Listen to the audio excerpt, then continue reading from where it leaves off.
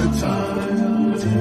Yeah, this is tea time. Making a difference.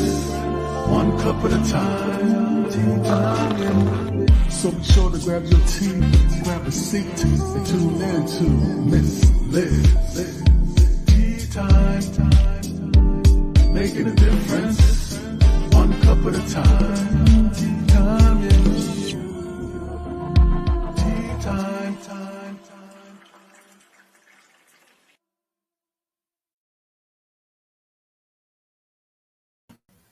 Welcome. We are back for round 2. That's right. 2 in one day. That's right. Strong tea today. The pot is really brewing over here.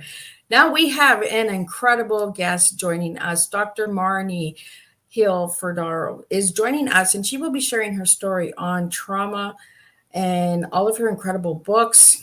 And so just grab your tea, grab your coffee, grab your beverage, and just join us in.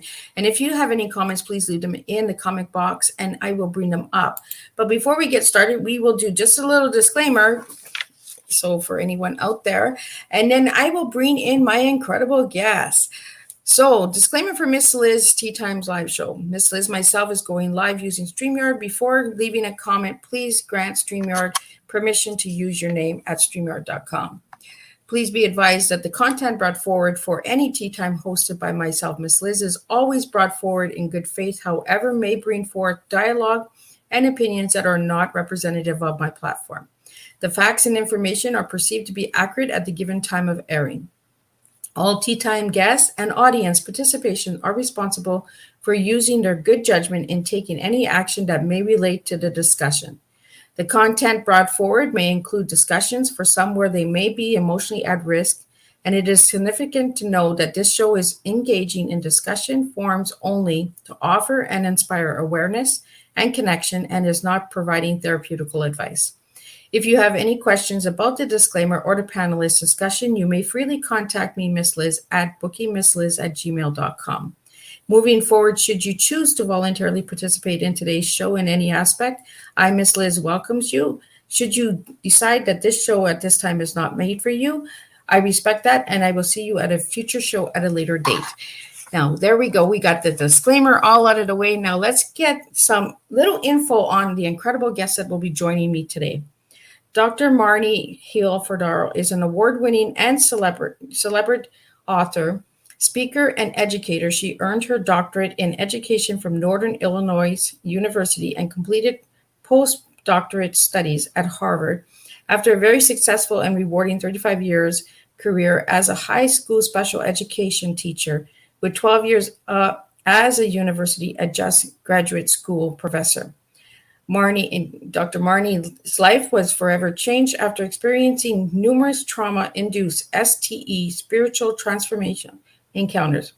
Dr. Marni's 2020 Best Books award-winning spiritual frictions, God Came to My Garage, which we'll be speaking about today, is promptly endorsed by James Redfield, best-selling author of the Celestine Prophecy series of books.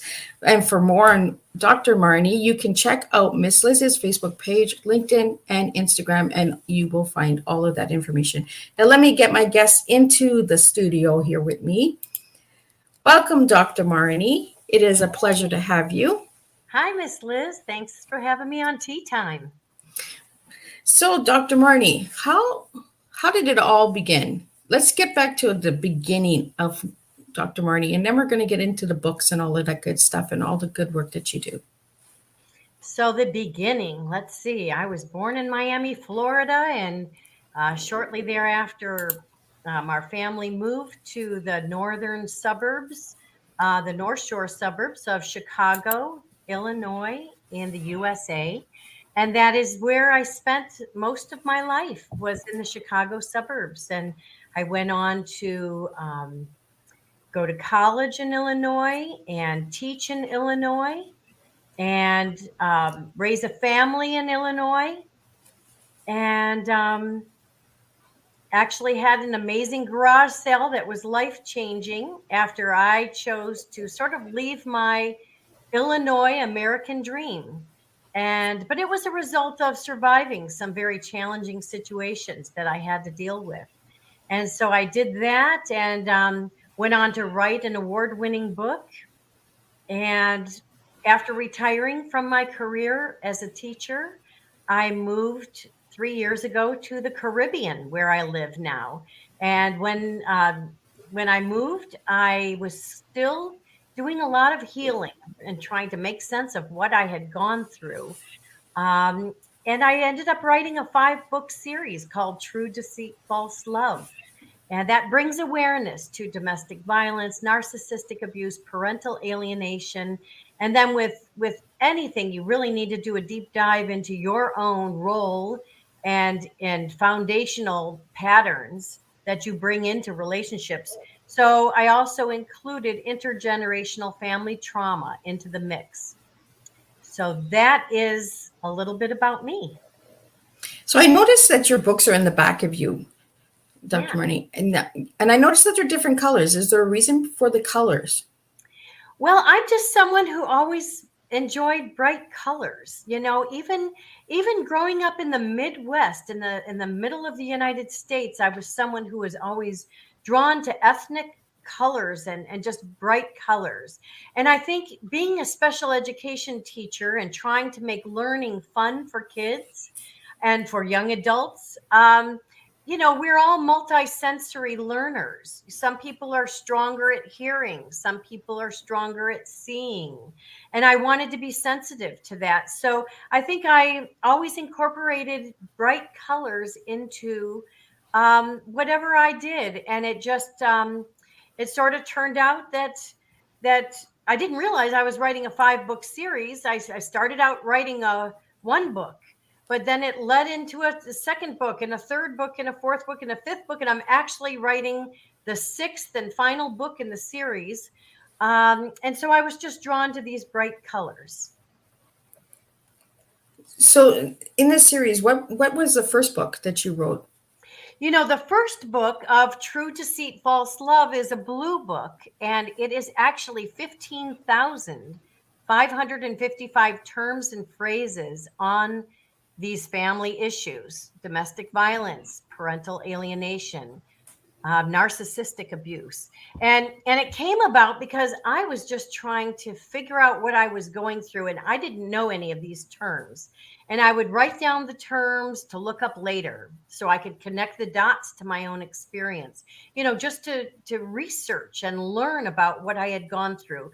I really believe knowledge is power. And I think when we do some of that inner work, it really helps us understand what we've been through. And so that book ended up leading to acrostic poetry, where I took a lot of these terms and actually created sentences and information and also just emotional response to some of these terms, which then led to a survivor's workbook. So actually the second book of acrostic poetry is bright green. And then the third book was a survivor's workbook. And that really, if people found that writing is healing for them, they could pick up this survivor workbook and kind of create their own acrostic poetry. And the fourth book is some free verse poetry in bright yellow. And then the final book is something very unique. It is a purple book in honor of domestic violence, which that is the color, and that's the color I see you're wearing today as well.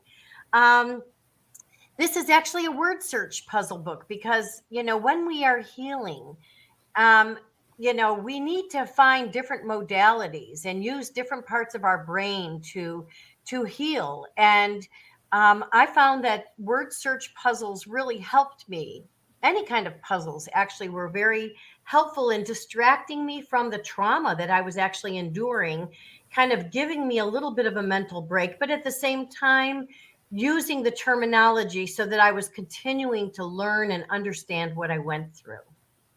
Well, I kind of like that you say the word search, right? And the puzzles, because that's what domestic violence is. It's broken pieces and the puzzle of understanding and everything. I've never actually heard anybody talk about puzzles for survivors, like, you know, and word searching, and because we have a hard time expressing our emotions and our feelings because we're so brought down, right? We're so kicked down to the dirt that we don't know how to express ourselves. So I think it's really important to, just be different.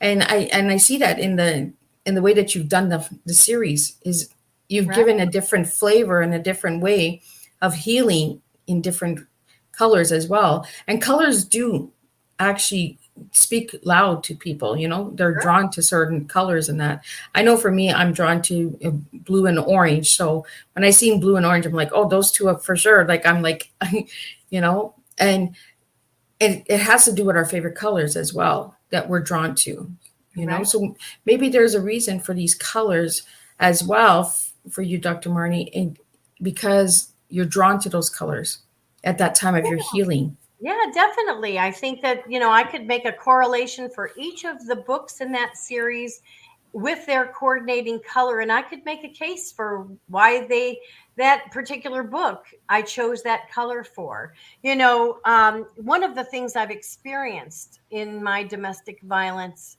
scenario is parental alienation. And that's such a devastating form of family violence that actually happens to many wonderful fathers and many wonderful mothers, where the children, whether they're young or adult, align with the abusing parent, and, all based on a false narrative of lies or half truths, rewritten memories, that type of thing. I wrote a lot about that in my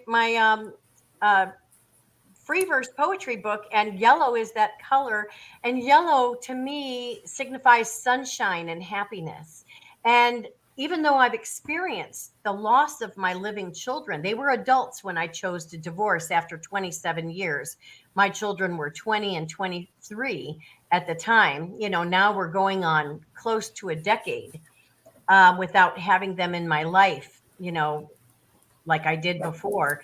I still am a happy individual. I still am filled with love and gratitude and certainly honesty. And I think that having these kind of challenging but very important conversations allow awareness to happen, so that, I think there are a lot of people that are familiar with parental alienation. They just don't know the term for it.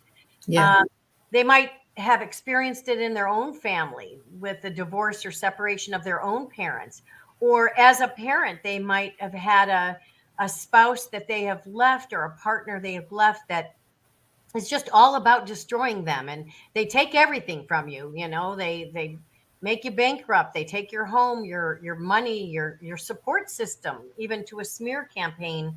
You find you don't have friends, family, and neighbors there to help process what you've been through. But many of these abusers, really use the children as weapons to destroy that parent as much as they can. And, in my case, I don't think I can be destroyed. I believe in honesty and goodness. And, even though my children are not in my life, I think that after 20 years with one and 30 with the other, I provided a wonderful foundation for them. They know that their mother loves them to the moon and back. And, they have to be on their own journey. They have to get through their own, trauma. The researchers, and many of them who have endorsed my book series, Dr. Jennifer Harmon, Dr. Sam Vaknin, Tracy Malone, Lisa Romano, Ashley Burgess. I mean, I could go on. There's a list of people that are really influencers in bringing awareness to some of these family dynamics. They have turned around and endorsed my book and the book series. And, I have found validation that I know that I have done the absolute best that I can. But understanding parental alienation is very important. And our children have to go through their own learning journey. Unfortunately, these researchers do believe that it is a very devastating form of child abuse, no matter what age the kids are. And it's also intimate partner violence, which is, just an offshoot of domestic violence that happens to both men and women. It's not a gender specific thing. It's just very unfortunate. And part of the healing is to go back into your own family of origin, your own foundations, and what patterns you bring to relationships. And understand your role in things and make some changes. I've had to make some very big changes in my boundaries and who I let in my life and who I keep in my life, because I had such weak boundaries. I allowed, you know, negative scenarios to happen, and I would just keep thinking the best, that it will get better, when really, that's not always how things play out. Yeah. Now, Dr. Marni, you mentioned the living loss. Now, for the viewers and listeners out there that are tuning in and that will watch the replay, could you share a little bit on the loss of living children? Because a lot of people don't understand this. And like I said before the show started, we have a lot of similarities in our stories, but our stories are different. And when I explain to people that I grieve my living children, even though they're a part of my life now, they don't understand the grief. So for the listeners and viewers out there, could you share your story on what you experienced with the grief of living children? Yeah, when you've had loving relationships with your children, and as a primary caregiver and as a parent, you invest in your children with your heart and soul. You want the best for them. And, being a mother was just woven into the fabric of who I was and who I am as a person. And, daily contact with your children, natural interactions, challenging times where, you're trying to help them be independent and learn some life lessons, and also just fun times when you're out in nature and just exploring the world together.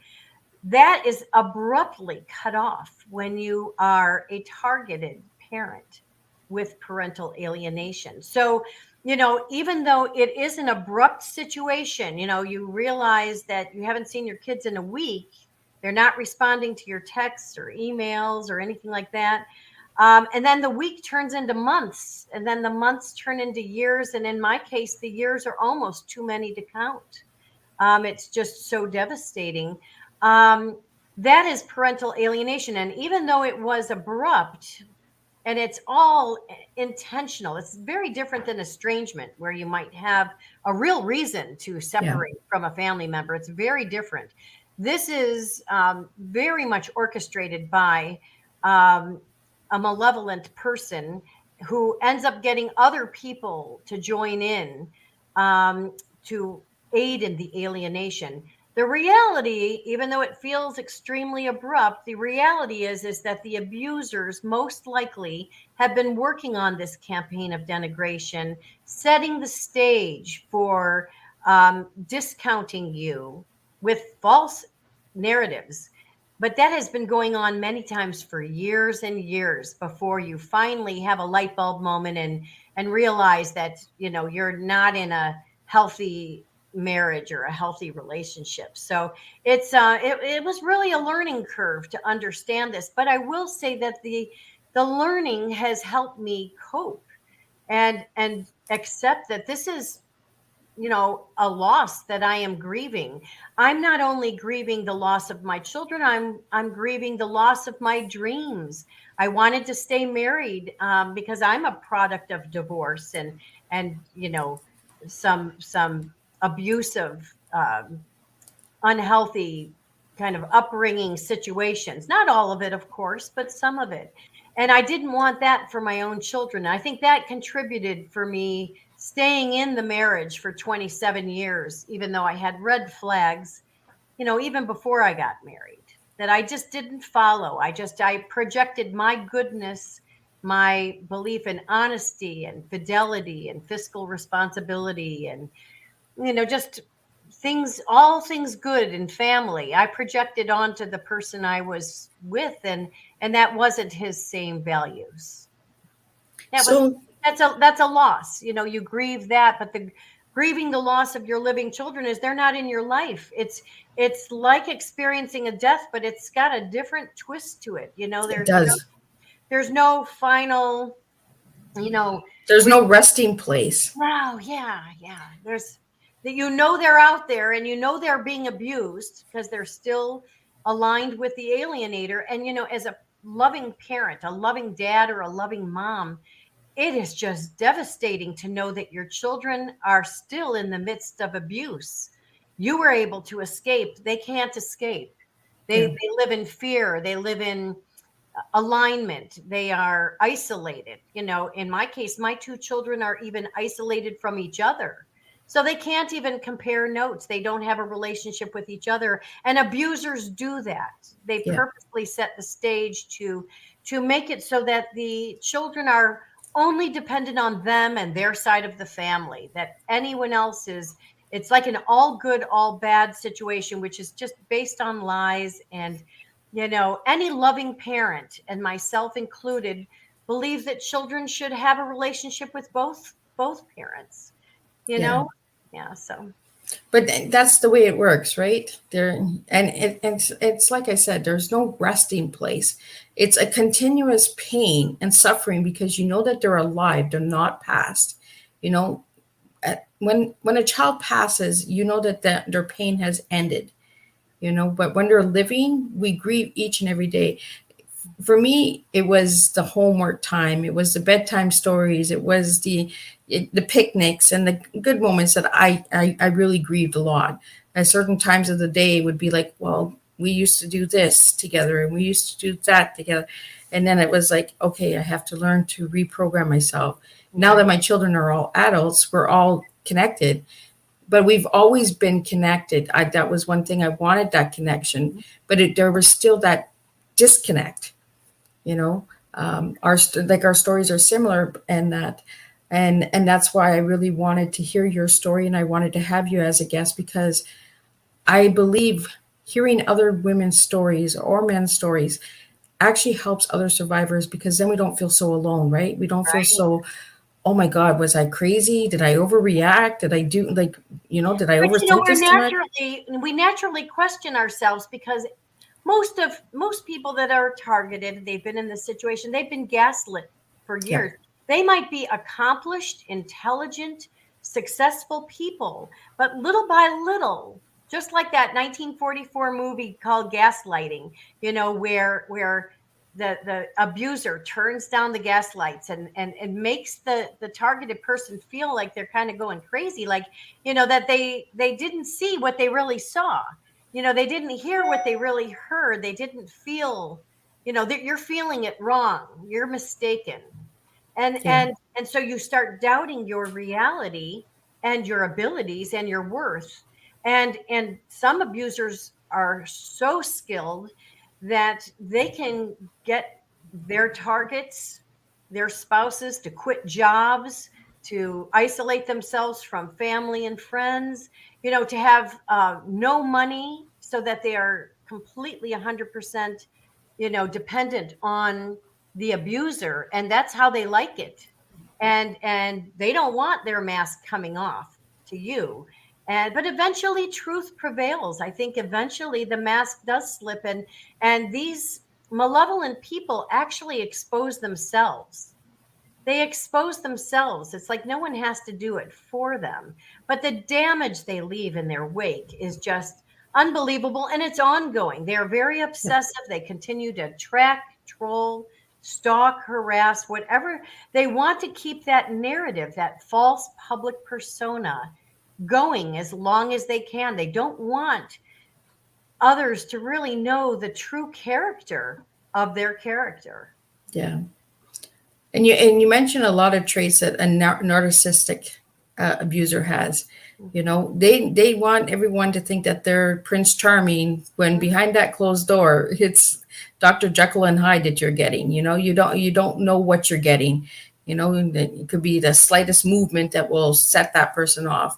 But then in the public eye, they are all calming and charming and really, they're almost kind of playing with the mind. It's like you said, right? The mind game, right? And they play a victim. You know, they're the ones that project. You know, they're the ones that lie, cheat, and steal, but will accuse you of lying, cheating, and stealing when you're wouldn't do anything like that. So they are calm, cool, and collected, not only out in the public eye or in the neighborhood or at their jobs, but also in the courtrooms.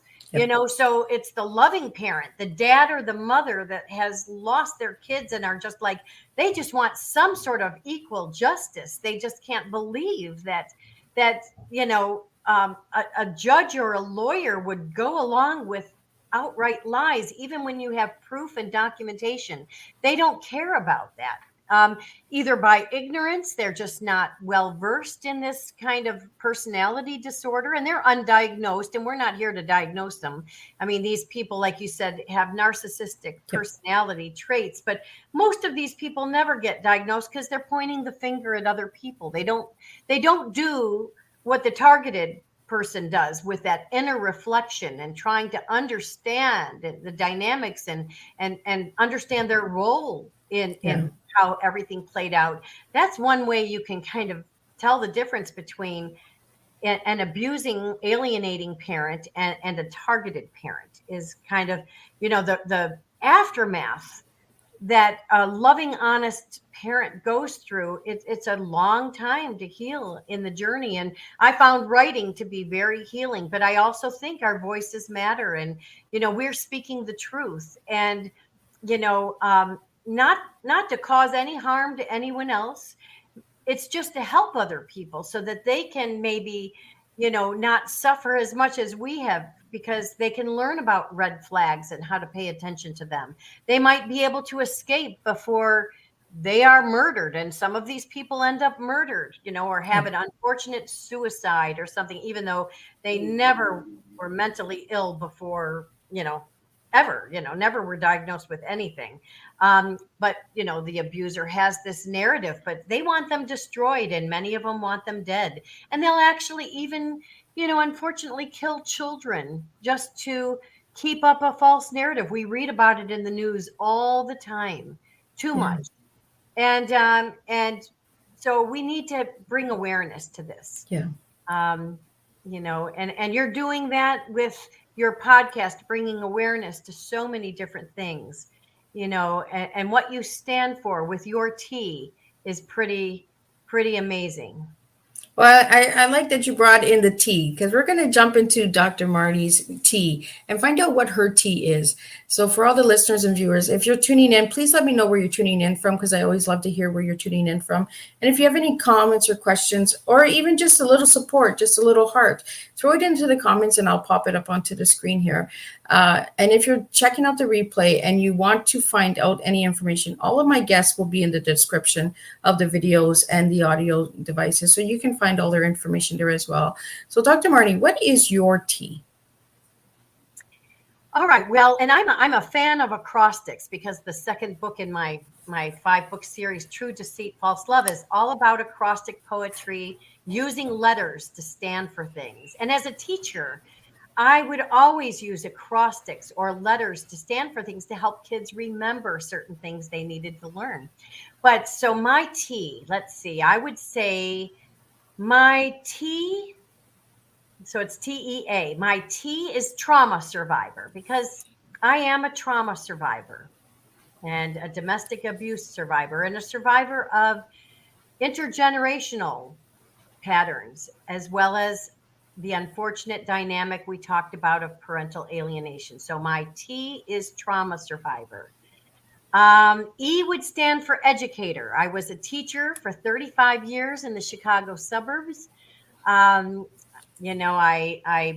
loved my role as teacher. Actually, 12 of those years, I was a graduate school adjunct professor at Northern Illinois University. So I loved my role as an educator. And I wasn't really so much about teaching content and information as I was about connecting with the person, the child, the adult that I was teaching, and helping them realize their strengths and their worth and their abilities, and try to encourage them to be lifelong learners. And then A, I would have to say author, because I'm an author now of many books, and many that have won awards and are a part of book clubs. And even my book, God Came to My Garage Sale, we're in talks of it being a movie, which would be just amazing. So, so T, trauma survivor, E, educator, and A, author. That is my T. And I love it because it describes who you are. And this is what T is, right? We're teaching educational awareness. That's what my T is. Your T is trauma, educator, and author. And that's exactly who you are as an individual. It describes who you are as a person. And I can't serve any of my guests tea. That's why they come to me. They sit at my table and they serve their tea. And that's what Miss Liz does is I get the TEA out of them. And then they realize, oh, this is who I am. Wow, this is what I'm doing. You know, and it's also a time travel of the past, the present, and the future, because your past was trauma. You know, and now the future, the present is educating. You're educating through your books and that. And author in the future, that means more books are coming. So get ready, guys, because she's not done writing. Yeah, you know, no, I've got a 6th book in the series that, you know, I've been working on. And then I'm also contributing as an author to many magazines and other kinds of literary endeavors. I think in 2023, I'm going to put my focus more on that in my written word than the spoken word.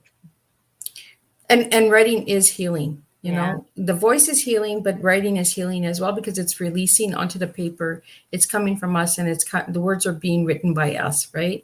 Yeah. It's like our voices. It's being told by us. Now let's get into the book that I see there. God Came to My Garage Sale. What is that all about? And where did you get that title from? You know, I'll tell you, that was the first book I wrote, and it was when I had lost everything, my home, my assets, my money. And, you know, I had to have a garage sale, and I had to part with material possessions, with family heirlooms. You know, in many ways, I was parting with my hopes and dreams, you know, for my family, for the future. But instead of having like feelings that were negative of sadness and anger or revenge, you know, negative feelings and actions that really aren't part of who I am as a person, I was filled with love.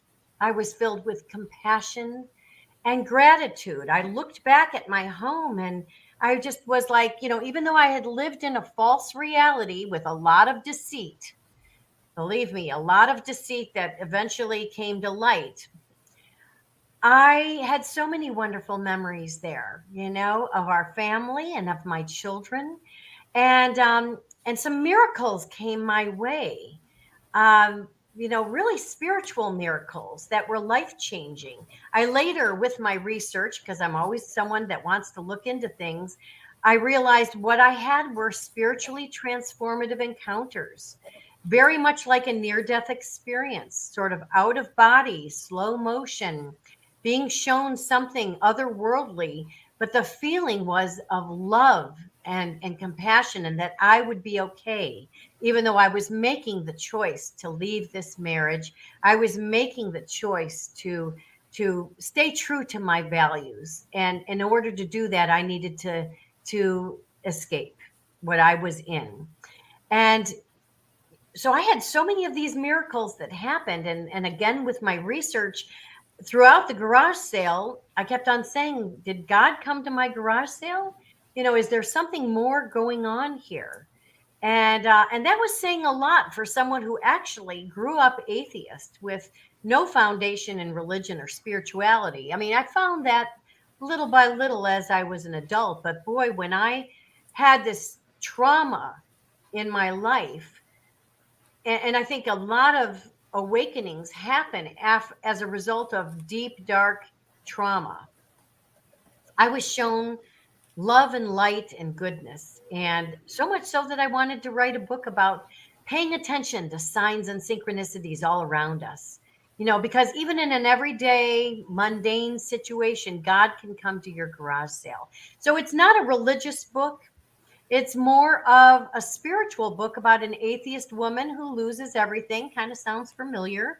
And actually all of my things I write about in this fiction were grounded in reality, you know, in true experiences, where as a questioning person, I thought something has to be going on here, because somehow I am surviving trauma big time.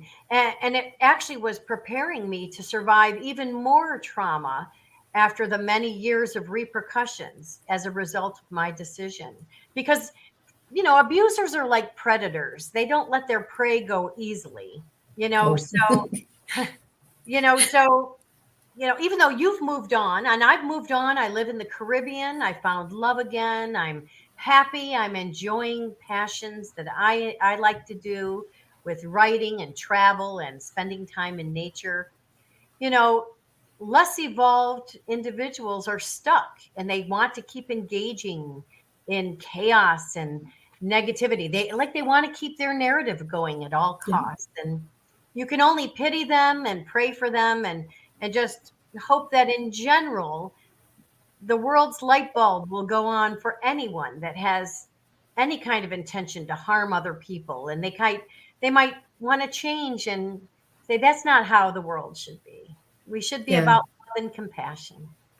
But I think as a survivor, we always pray that our abusers will change one day, even after we're out of the situation, you know, and the relationships. We still want them to change. We still have hope, you know. I know for my abusers, I still pray each and every day that they find peace in their heart and seek help, you know, because they are sick and they need help. But because of who they are and the traits and patterns and cycles that they have living within them, they probably will never get help. Yeah. But as survivors, we still want them to get help. We still hope that they get help, you know?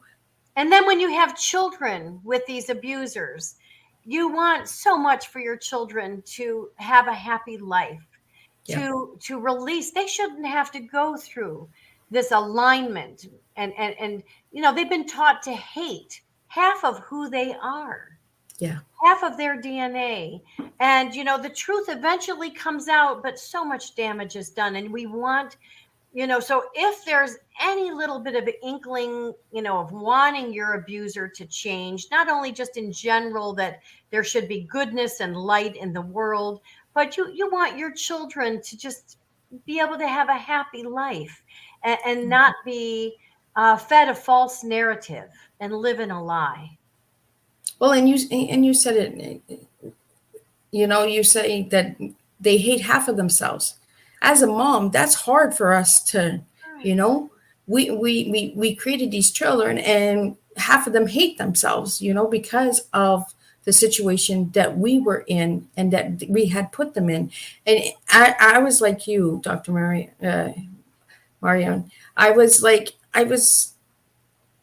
I didn't want that divorce. I wanted that perfect marriage. I wanted to stand by my man. I wanted to, you know, and it was either life or death. You either get out or you're going out. Yeah. You know? Or you'll be taken out, Yeah. and these abusers will, they're very dangerous people because the way they think is just so twisted and it's filled with such evil and malevolence. And it's not who we are. And it's very hard to really fully understand the extent of what they are capable of. Yeah. So you gave me a one word when I asked you what your one word was. Do you remember what you gave me? Well, the one word that means the most to me is love. Was that the word I said? No, you gave me survive, thriver. You put survive and thriver together. Thriver. Well, I will tell you, they both are very similar because if a thriver is someone that not only survives what you go through, you are thriving afterwards. And I feel that, even though I'm still on this healing journey and most likely will be the rest of my life, I have gotten to the point where I am thriving and life is good. Even despite my losses, I'm thriving. But when I didn't know that I put that down because we were in contact many months ago, because really one word that resonates with me is love. I just believe the highest vibration in the world is love. And, if we could all get to a place of loving others and loving ourselves, we'll see that people have more in common with each other than they do have differences. But yes, I'm a thriver. And actually that term thriver was coined by Tracy A. Malone, someone that I really looked up to because she's a wonderful individual who has survived and gone on to thrive after experiencing tremendous narcissistic abuse. And she has a wonderful website, Narcissist Abuse Support. And she's actually written a wonderful book. I wish I had this book, called Divorcing Your Narcissist. You can't make this stuff up. I wish I had this resource, when I was going through my decision to leave my abuser, because I think I would have had a more comfortable exit. I may not have lost so many things that I lost. And I might have had maybe one lawyer instead of 15 lawyers. After how many years? I'm still in the court system with the abuser, unfortunately. He just can't let me go. But that's how he wants to spend his time. That's not, I try not to focus on that, because, he's not well. Like you said, they are not well. But anyway, Sir Thriver is a term that she coined. And I was so thrilled just in kind of reaching out to her, because one person can make a difference in this world. Just one person can. She made a very big difference in my life. And then she turned around and endorsed my books. And we've become very much good friends, soul sisters. She's actually even come out to the Caribbean to visit, because we have connected on a level that is very, very deep, much stronger than some of the connections I've had where I've known people for a lifetime and for years, and then realized there was a lot of betrayal and deceit with some of those dynamics and relationships. So how did you feel when you found out about the betrayal and deceit? Just heartbroken. Well, I suppose I was in denial about it. Like grief has all those stages. Denial is one of them. You don't want to believe that someone you have committed your life to and raised children with and, been married to for close to 3 decades. You don't want to believe that they've betrayed you, and that they've been deceitful, and that so much of your life is a lie. In fact, I even found with a best friend that I knew even longer than than my ex-husband. I was in a trauma bond with this friendship, because I really thought that it was true and honest, and I found out they were dishonest. And honesty is a value that I hold so dear. And it's not that I won't give people second chances and third chances and fourth chances, but boy, this dishonesty and this betrayal was so significant that I knew it was sad. It's like a loss of what you thought was a reality. And life will never be the same. I actually wrote a poem about this best girlfriend called Vanished Voice. Actually, a lot of my feelings and emotions with losing this best friend, they were interwoven into all sorts of my writing. But vanished voice, meaning that I had no idea that at one point that would be the last time I would hear or see or connect with this person. It kind of took me by surprise. So I think there's all the stages of grief with any of these, just the shock, the denial, the bargaining. Eventually you do get to acceptance, though. Eventually the acceptance comes and you're a better person for it. Well, it's like you said, right? It's the stages of grief. Yeah. Getting out of any abusive situation is grief, because you went into that relationship with a whole different feeling and wanting different results, and then you get these results and you're like, well, I can't do this anymore. So you said for 27 years. So what was the breaking point that actually got you out of this situation? I'll tell you, it's in the scheme of things, after everything I've been through, it's a pretty minor situation, but it was the straw that broke the camel's back. And that's what it takes. It takes situation after situation after situation that you endure, you ignore, you justify, you look the other way, you get yourself busy, whatever it is.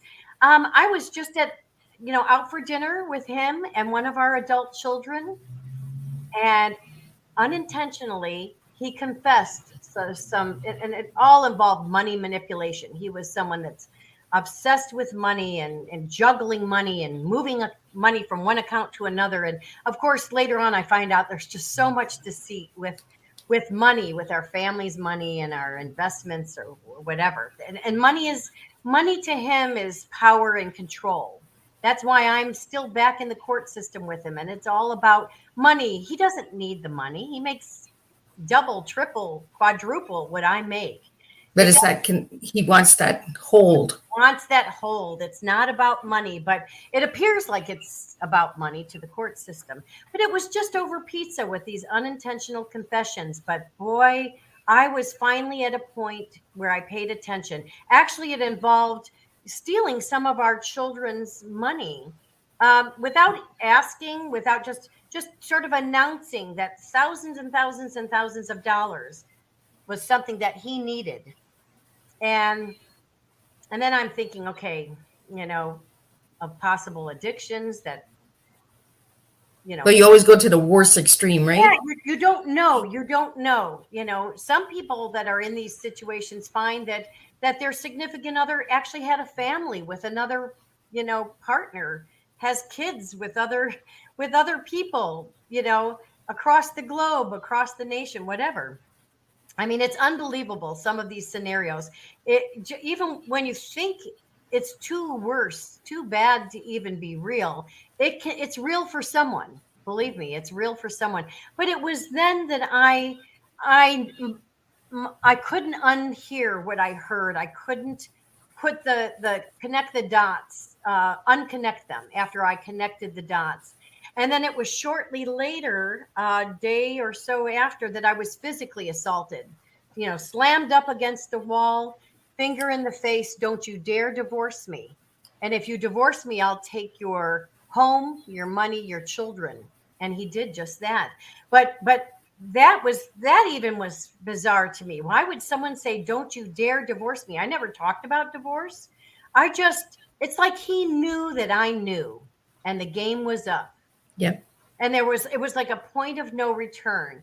And with forensic accountants and with some other kind of investigative work, then you really see the real picture that you've just been duped for a long time. And that's not a great feeling. It's not a great feeling. But, when you do the healing journey and you realize how you were, predisposed to ignore things, then you can kind of make sense of it all and get to the point where you can not only survive, but you can thrive. You can move past this, learn your lessons, realize that, you have to put up some healthier boundaries because you don't want to get yourself in this situation again. I'm much more of a private person now, much more discerning about who I let in my life on a deeper level, or who I keep in my life. And that I wasn't ever like that before, but I am now after what I. So it's more of the guarding, right? Sure. Yeah. I call it the guard gate. Like you ain't getting past the guard gate. Like, I don't care how pretty you are, how sweet talker you are. My guards are up. And in order for you to get through that guard gate, you really have to work hard to get through it. Right. And I'll tell you, your circle goes from being big with your relationships, many of which are surface, to very, very small, but the circle is more authentic. I was thrilled. I'm very fortunate in my life that a very good friend that I met, we spent a lot of time together, traveled a lot together, really connected. He is now my life partner here in the Caribbean. And we our relationship is based on so many things that are so very different than what my marriage was based on. And honesty is one of the biggest parts. But, definitely, he's very, very supportive. He doesn't have children of his own, but his heart goes out to me knowing he had met both of my children, at one point. And so, he understands. It's nice to spend my days with someone that gets it, but someone that I also really enjoy being with, and that has the same value of honesty. Well, that's it, right? We look for that honest because we've been lied to and betrayed and deceit for so long, right? So what did your writing your story and sharing your story teach you about yourself? It taught me that I would be okay, that I had that some of the qualities that I kind of forgot that I had, that through the gaslighting or through getting busy or, whatever it was, I could revisit that, and that I am worthy. I am worthy of love. I'm worthy of being here on this world.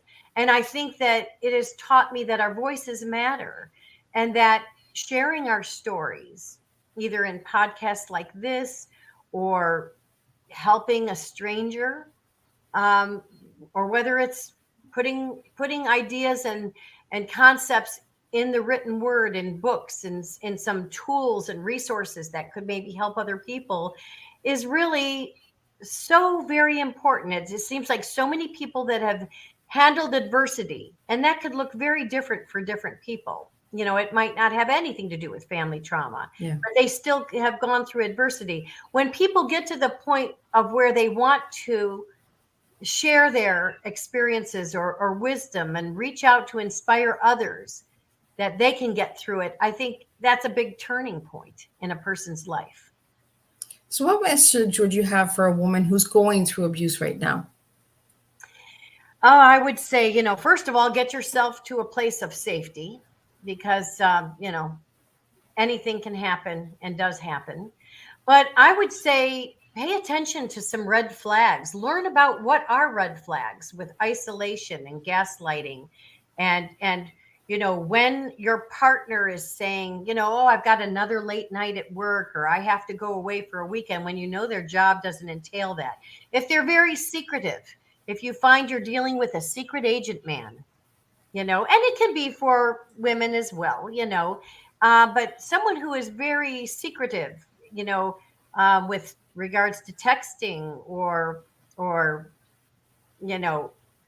receipts. You always hear about receipts from their wallet, that could be an eye opener for someone. Like, what do you mean you were at this hotel? And, or that you bought flowers. I don't remember getting flowers. And, when you do a little bit of detective work, but pay attention to the red flags. And I think that is like the first advice. Get yourself safe. Pay attention to the red flags. If not all situations end in divorce. People can come to terms and understanding and work through things if both parties are wanting to do that. Yeah. But so many cases, it's a one-sided situation. But get a resource, look into Tracy Malone's book, Divorcing Your Narcissist, learn about some of the things that other people have gone through. And then, of course, a big component is you have to really look at yourself and what kind of foundational patterns you bring to that marriage, that partnership, or any of your relationships. You do need to do the inner work to understand why you're trauma bonded, why you have weak boundaries. I really like that you brought up the trauma bond, because there is so much trauma bond that, we do put into friends and family members and stuff, that we reach out to them, but they're actually the ones that are actually causing the trauma to us in the back. And that is awesome. That is awful to feel, because then you don't know who to trust, especially when it's family members who are turning on you, and you're like, look, you're my family. Why are you turning on me? So there's a lot of trauma bonds, and it's really important to break those bonds. Like you said, like you had friends for longer than your marriage, where you realize, oh my goodness, this person, like, what else is there, Right. So you gotta cut those cords. A lot of betrayal, a lot of deceit, a lot of lies, who knew that my best friend could contribute to alienating my children. Yeah. And she did, and it's just mind-blowing because we don't operate that way. So it's hard for us to even put ourselves in their shoes to understand why they would do what they are doing. But, it's all part of opening our eyes, the great awakening. Yeah. So if anybody would like to get a copy of your book, where could they get it? All my books are on Amazon, Barnes & Noble. My publisher is Balboa Press, which is a division of Hay House. My books are in numerous bookstores, not only in the United States, but in Canada and internationally. I've done a lot of book signings. Even your local bookseller, instead of going to one of those big box stores, you could go to just a local bookseller and have them order the book. All my God Came to My Garage Sale is in US dollars, $11.99, or all my books are e-version for $3.99. So they're very affordable. But that is where you can find my book. And actually, it turns out that my book, God Came to My Garage Sale, is one of these book club favorites. So I'm being notified of numerous book clubs that are picking up 5 copies or 10 copies. And there's a book club where they are, reading it and discussing it. And I think part of it is because the format is pretty easy to read, with 13 vignettes. It's not a huge, endeavor to read, but I think the message is pretty cool, and it's resonating with people to find hope in tough situations, that we can handle challenges with love. And if we are open to signs and synchronicities, they can come our way and change the course of our path to bring us to happiness and self-actualization. Well, Dr. Marni, I really want to thank you for joining me today on Tea Time. And, your book, actually, just looking at the cover, it's right beside you. It's an awakening book. The sky is opening up. And I love that we look at God in a spiritual way. Mm-hmm.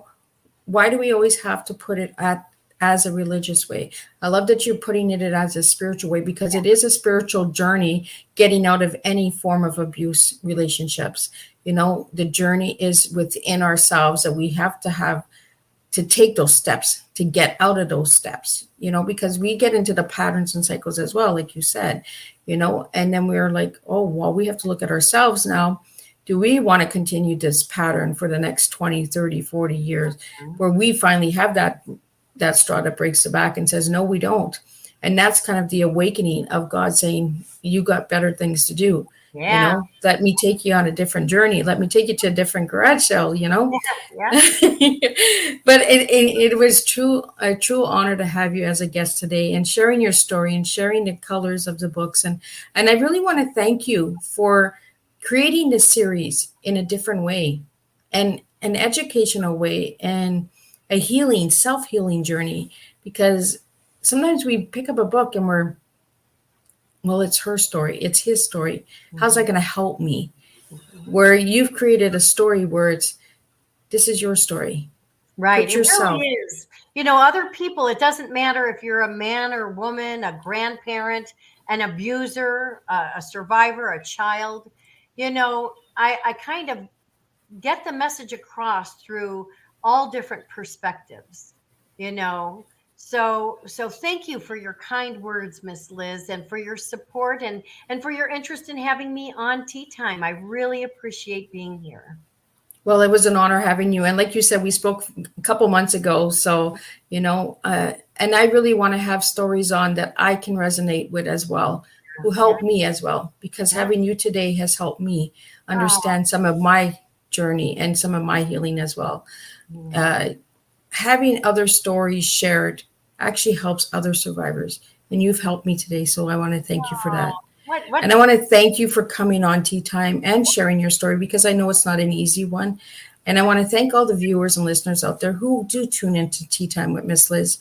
This is a different platform. There are hard topics. There are different countries coming in with different rules, regulations, rights, and all that. So let's just remember that We all just need to be kind to one another and have a door and a table and a cup of tea for everyone. And I want to thank you again, Dr. Marni, for sharing your tea, because it is a strong tea. So keep serving your tea and keep being who you are. And let's stay connected, and let's see what doors we can open with your tea and flow it for others. So I want to thank everyone again, and I will see everyone for the last tea time of September with Philip Farkowski. He is going to be here with horror stories. That's right. So if you haven't heard of Philip Farkowski, you want to check him out. Really incredible man. So he will be closing up September. And tonight at 7 p.m., I will be releasing the October guests. So be sure to check that out, because we do have some new countries that will be joining Tea Time with Miss Liz. Miss Liz is going on the map, and we're going to bring a new country, a new flow, and we're going to spill some tea and make a difference with one cup at a time.